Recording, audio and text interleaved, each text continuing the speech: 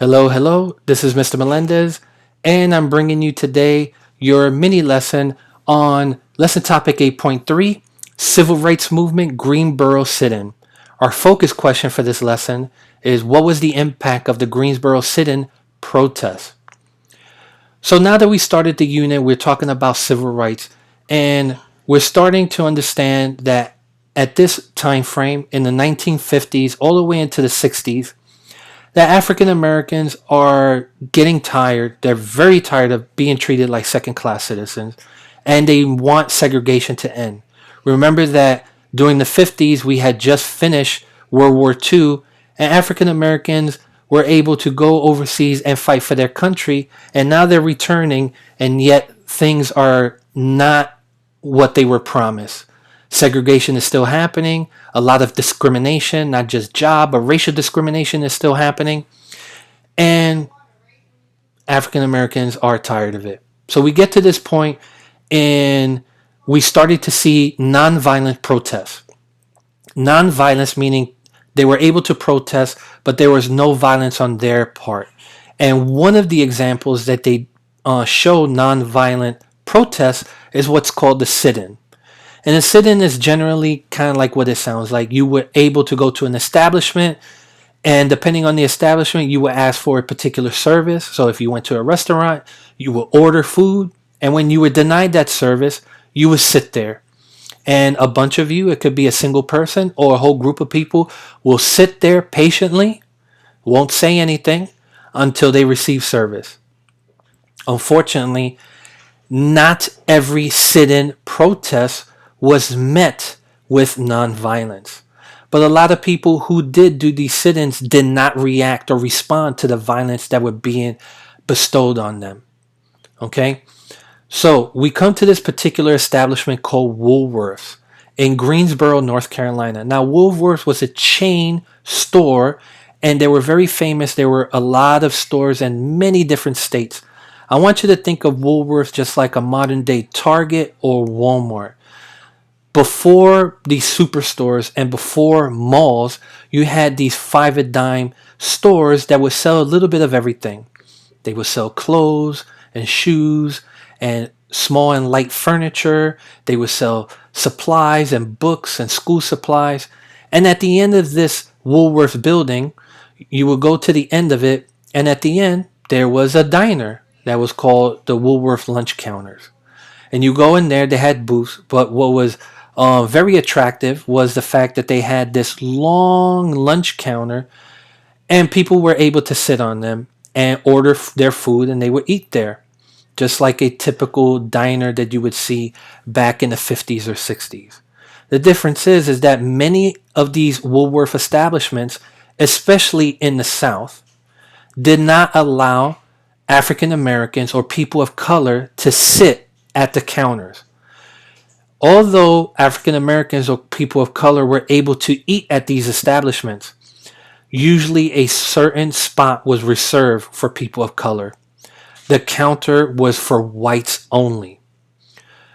So during this time frame of nonviolent protest, four brave African Americans decided to go into a Woolworth at Greensboro, North Carolina, and sit at the counter and ask to be served. Whatever they ordered, could have been a hamburger, a cheeseburger deluxe, or coffee, or some pie, but they were denied service. Instead of being angry, they just decided to sit there until they were served.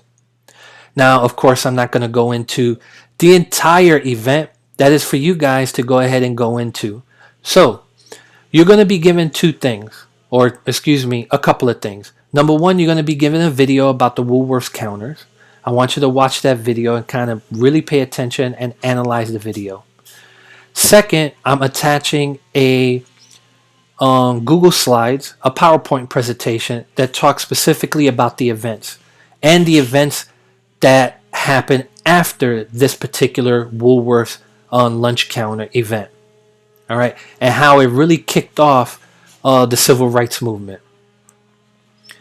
After you go ahead and view the video and the PowerPoint presentation, you're going to be given a document where there are 6 questions.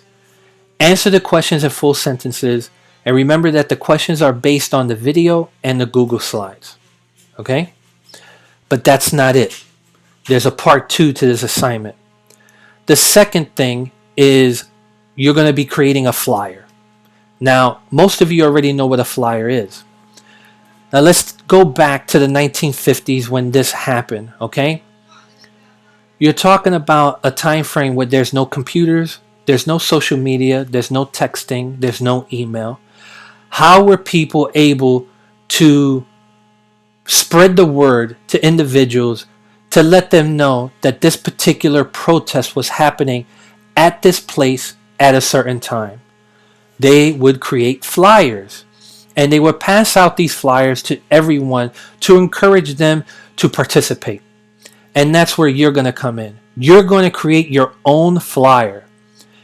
Now, the basis of the flyer is entirely up to you. You can create a flyer about the civil rights movement or a particular, let's say, protest, a march. You can make it about what happened in the past, just like the lunch counters in Woolworth. Or you can do something very present nowadays. Let's say about the coronavirus, or you're protesting in order to open the schools back up, especially for our seniors who would like to graduate. Maybe you might want to do a flyer about that. I'm also attaching 2 pictures of 2 flyers. One flyer is an actual flyer back in during this time frame. It was made by an organization called CORE, C-O-R-E, the Congress of Racial Equality. They actually manufactured and created a flyer that said, "Don't buy at Woolworths." The second flyer is a modern day flyer, something that is talking about today, about a store. We know about flyers.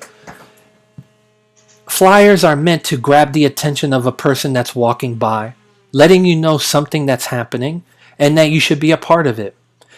We see it all the time, let's say at Fordham Road or at 3rd Avenue or even downtown Manhattan, where people pass out flyers because of an event that's going to happen into the future, or maybe they're standing in front of a store and they have a sale and they want you to know, hey, why don't you come in, take a look at what we have, and they'll give you a flyer.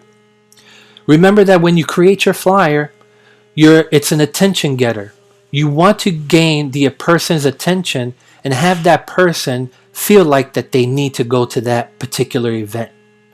So make it flashy, personalize it, style it, do whatever you do best, just like the way you did your final project from Unit 7. You can create your flyer on a Google Doc, on Google Slides, or you can make one by hand and then take a picture and upload it. It's entirely up to you. Okay?